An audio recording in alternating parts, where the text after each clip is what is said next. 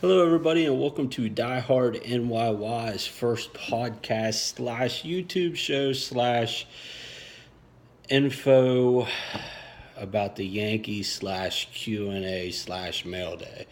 Hope that y'all had a good day. Today we're going to try our first webcast. We've gotten some questions asked by you on Twitter that I'm going to go ahead and answer. We're hoping to make this a weekly thing, and eventually I will have another person, and we'll be doing this via Skype. So we look forward to this potentially growing. I hope that you all have been enjoying the website, and we're excited as it continues to grow. And hopefully this will be another stepping stone for it, and we'll continue to grow, and hopefully you guys enjoy these web shows. But let's go ahead and dive right into this. So the first question that we got on Twitter last night, what are the top 5 sleeper prospects for the Yankees next season? Well, really, with the way that the Yankees performed this year with getting the trades, I mean, they traded Chapman, Miller, Beltran, Nova. They moved a big core of their team, and obviously they underwent a youth movement. But the youth movement seemed to be the thing that helped the Yankees get over the edge, and the Yankees were really able to compete once they started the youth movement. So personally, with all the depth that's been added, it's hard to really pick a sleeper pick because, we're looking at Clint Frazier, Gleyber Torres, Justice Sheffield. Many of these guys, I mean, it's hard to look past the top prospects right now because they're so encouraging. But what I did was I put together some people who are less known that I definitely think could potentially have big years next year. One of them, Nolan Martinez. I'm really liking this kid. He was a third-round draft pick for the Yankees this season. I have an article coming out on him here soon that you'll definitely want to check out. Nothing special about him right now, really. He has 3 above-average pitches. He looks like he has a repertoire that could potentially put him in like a 3-4 type of role at the major leagues. It looks like that's probably his ceiling. But he's very young. I believe he's 18. Don't quote me on that, but I know he's young. He's coming straight out of high school. But the kid has good stuff. Right now they say he's hitting high 80s, low 90s. So you imagine with some maturity, he should definitely be able to strengthen that arm. And then he has some plus off-speed pitches. So I'm excited to see what he does next year in his first full year in the Yankees minor league system. The second one, obviously, really not much of a sleeper pick, but somebody I think could really move through the Yankees farm system next year, and that's Blake Rutherford. We know Blake Rutherford had a huge year this year, really burst onto the scene, and looks like a steal right now with the Yankees with their first overall pick. But, the Yankees haven't really... I hate to say this, but they haven't. They haven't put together any kind of consistency when they're drafting. First-round picks for the Yankees, it seems like they always fizzle out. So I'm cautiously optimistic with Blake Rutherford. He burst on the scene pretty quick. He has all the tools. So, it's just putting it together for him at this point. But I'm excited to see what he can do next year, and I expect him to go through the organization pretty quick. My third one, somebody that we've known for a while. He's been hurt, had a hard time really getting things going. That's Ian Clarkin.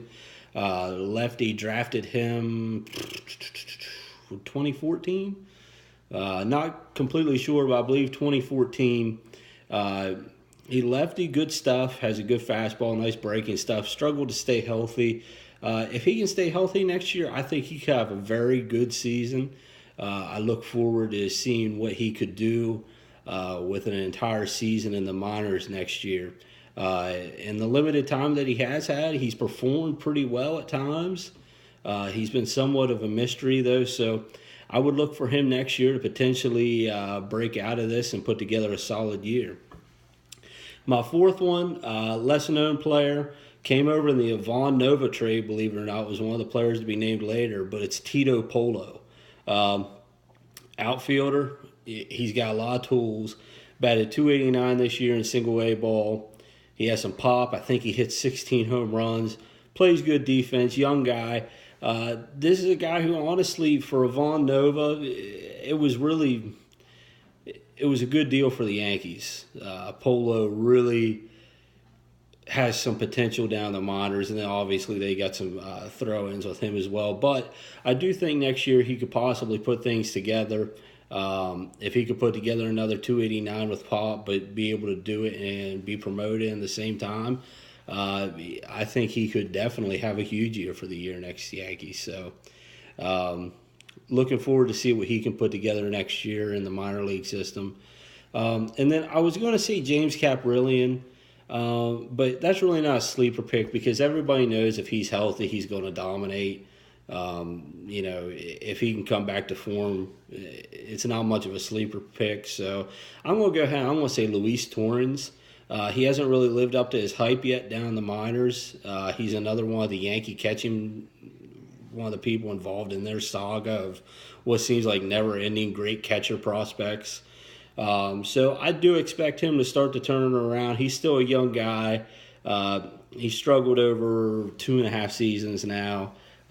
Next year, I think he might be able to put together, and you might be able to see him get into high A ball, double A ball, and potentially put together a nice year for the Yankees in the minors. The next question is rotation predictions for 2017. Well, I can give you 3. Tanaka's going to be your ace. Pineda's probably going to be 2 or 3, and CeCe's probably going to be 4 or 5. The problem is that leaves you with 2 open holes. I'm not the general manager, so unfortunately I don't really know what the Yankees are looking to do.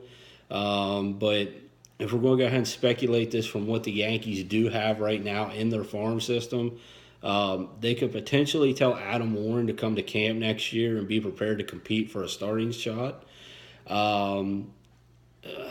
Mixed feelings on that. He's done well in the bullpen, but he also has those times where you absolutely cringe when you see him coming in the game because you know that he's about to do something terrible. He goes through month spells where it seems like he just can't get anybody out, and then he'll go through 2-month spells where he's the best pitcher in the bullpen. So he's a hard one to predict. He did a lot of great work for the Yankees out of the rotation, so if the Yankees want to give him one last try at starting, it's something that you could definitely see them possibly pursuing. Obviously, Luis Cessa, he's pitched really well this year. His ERA is a little bit misleading. If you look, his ERA as a starter is much lower than what it is as a reliever, mainly because that game, I believe it was against Tampa Bay, he really got smoked in about a third of an inning, so it really affected his ERA. But his ERA as a starter has been great. So I think Luis Cessa has a very solid shot at making the rotation for the Yankees next year. I've been a fan of the work that he's done this year. He has a good fastball, obviously, pretty hard fastball. He's able to locate it. And the thing that I like about him the most is I love his curveball. It's very Andy Pettit-ish, if you know what I mean. He uses it to get ahead. It's just a big loopy curveball, but people don't like swinging at that curveball early in the counts. So I'm a big advocate of that pitch. I think if someone like Severino could learn to develop that pitch, they would be much better. But I think Cessa has major league stuff. I think he has major league starter stuff. He's not going to be a top-of-the-line guy, but at the same time, I think he's somebody who is durable and can give you innings. And I think he can do that while still being productive and being average or above average. So excited to see what Luis Cessa does with the Yankees next season. Obviously, Brian Mitchell's another option. He's in the rotation right now. Mitchell has always been one of those wonders to me because I don't think I've ever seen a pitcher quite as unlucky as Mitchell. Maybe CeCe. But either way, both of them are extremely unlucky. I feel bad for both of the guys because it seems like every time they pitch, something wild happens, and it's hard to watch sometimes. But at the same time, it's not like Mitchell hasn't pitched, well. I mean, this year he's put together solid numbers. I believe his ERA the last time I looked was 3.72. So he's definitely somebody that's going to be in the running next year. The Yankees love Mitchell. I understand why. They got a good fastball, good great breaking pitches. But being they missed all this year, I'm not sure if he'll be completely seasoned enough for next season. Really, I think a lot of it has to do with if the Yankees decide to go in free agency or the trade market to get a pitcher.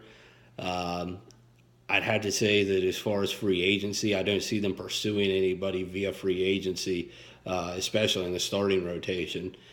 So if they're going to upgrade in the rotation, it's probably going to have to be through via trade. But he's definitely going to come into camp and he's going to compete for a position.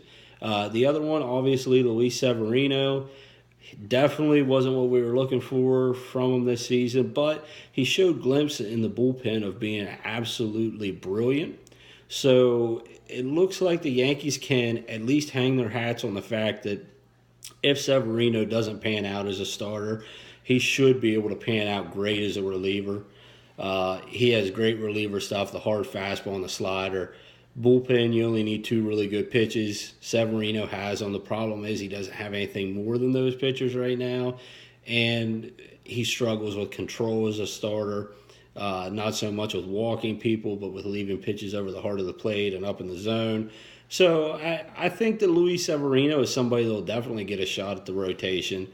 A lot of the early projections are showing him in the rotation. Again, depending on what they end up doing trade-wise, if they don't get anybody, he probably has a better chance. But it is what it is, and we'll see. At this point, I don't really see how AAA can benefit him because every time he goes down to AAA, he's able to dominate with two pitches, and he doesn't learn anything. So next year, the Yankees either need to bring him north with the team in the rotation or in the bullpen. They're going to have to make up their minds next year, one way or the other.